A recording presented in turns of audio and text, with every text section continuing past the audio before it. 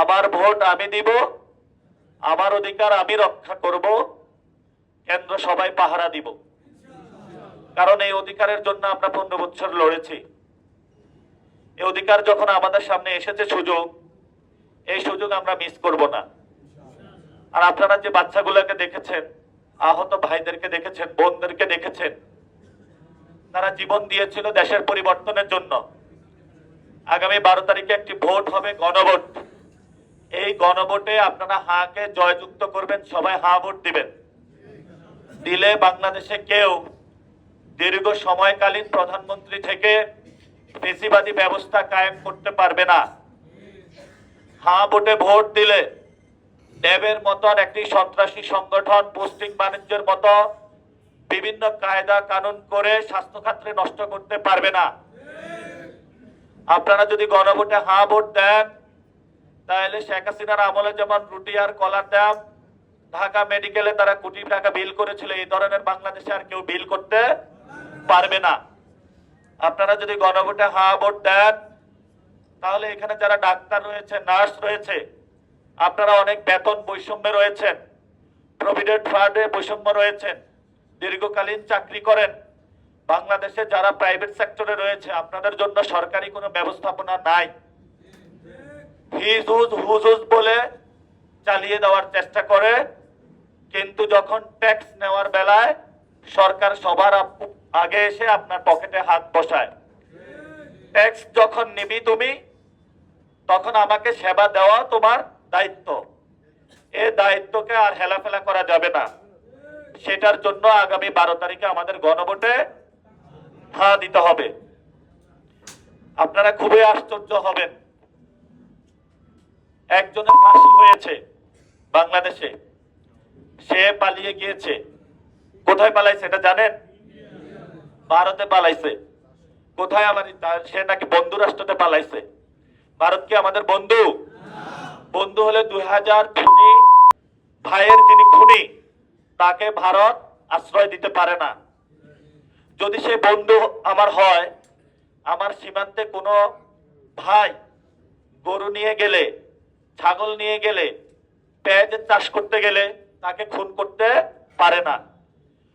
যদি তারা বন্ধু রাষ্ট্র হতো, আমাদের নদীর যখন পানি দরকার তখন পানি নাই, যখন পানি প্রয়োজন নাই তখন হলো উপচে পড়া পানি এসে আমাদের জীবন বিপন্ন করছে। এমন বন্ধু রাষ্ট্র আমাদের প্রয়োজন আছে? আপনারা যদি শেখ হাসিনাকে ফেরত অতি দ্রুত না দেন, বাংলাদেশের মানুষকে আরো ভারত বিদ্বেষী আপনারা করে তুলবেন। আমরা ভারতীয় জনগণের সাথে সুসম্পর্ক করতে চাই, কিন্তু সেই সুসম্পর্ক হবে মান সম্মানের ভিত্তিতে, ন্যায্যতার ভিত্তিতে। আপনি আমাকে সম্মান দিবেন, আমি আপনাকে সম্মান দিব। আপনি আমার কোনো ভাইকে আর সীমান্ত হত্যা করবেন না, তাহলে আমারও আর কোনো সমস্যা নাই। আমার ইন্টারন্যাশনাল চুক্তি অনুযায়ী নদীগুলোতে আপনি পানি দিবেন, আমার আর কোনো সমস্যা নাই। আর যদি এগুলার ব্যত্যয় হয়, আমরা দরকার হয় না খেয়ে মরবো, কিন্তু সেই ভারতের কাছে কখনো মাথা নত করব না। আমরা যদি মাথা নত করি, আমাদের ভয় একমাত্র একজনের কাছে, তার নাম কি? আল্লাহ। আমরা আল্লাহ ছাড়া কারো কাছে মাথা নত করবে না। তারা আমাদেরকে ভয় দেখিয়ে আমাদের মাথা কিনতে চায়, ক্ষুধা দিয়ে মাথা কিনতে চায়। যদি ভারত যাদেরকে 15 বছর একসাথে খাওয়া দাওয়া দিয়েছে, টাকা দিয়েছে, ইলেকশনে ইঞ্জিনিয়ারিং করে ক্ষমতায় নিয়ে আসছিল, তারা বাংলাদেশের জনগণের সামনে কি দাঁড়াইতে পারছে? আবার যদি কেউ ভারতের সাথে চুক্তি করে, আতাত করে, ভারতের কাছে নিজের মাথা বিক্রি করে যদি আবার ক্ষমতায় আসতে চায়, বাংলাদেশের জনগণ কি তাদের মেনে নিবে? আমরা তাদেরকে না মানার দিন আসতেছে আগামী 12 তারিখ। ওরা ভারতের সাথে আতাত করেছে।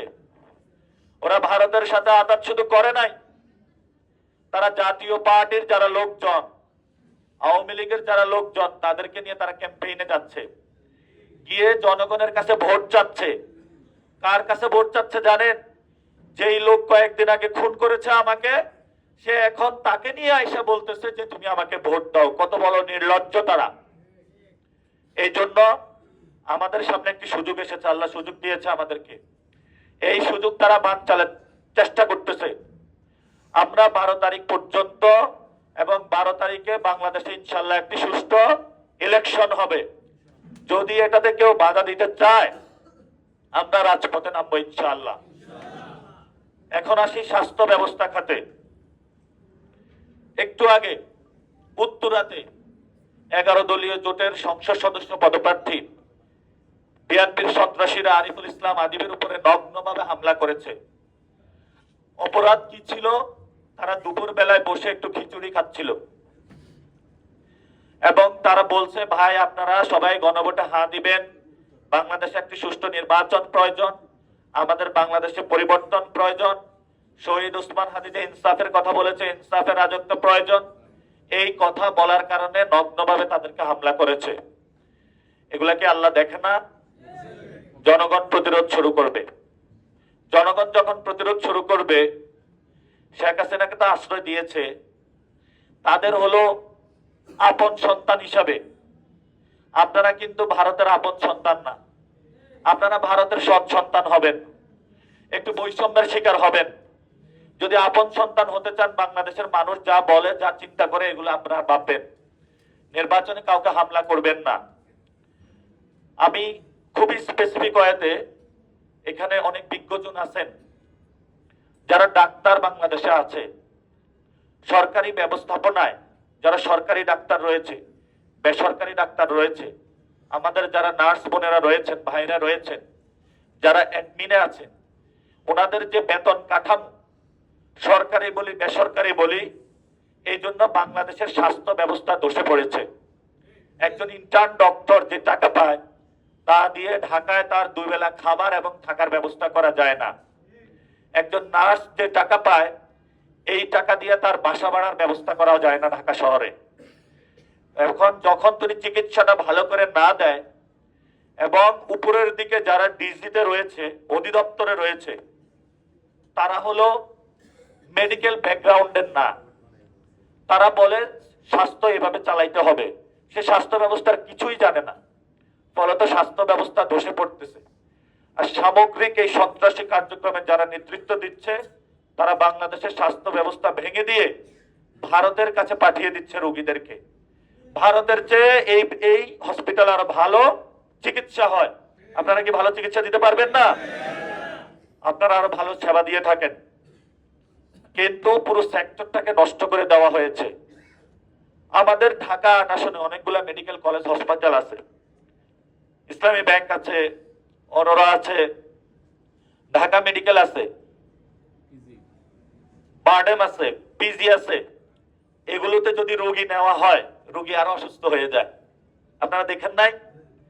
তারপরে যদি কোনো প্রফেসরের সাথে আপনার পরিচয় থাকে তাহলে আপনি সিট পাবেন, নাহলে পাবেন না। যদি কোনো এমপির পরিচয় থাকে তাহলে হসপিটালে আপনি সিট পাইবেন, না হলে পাইবেন না।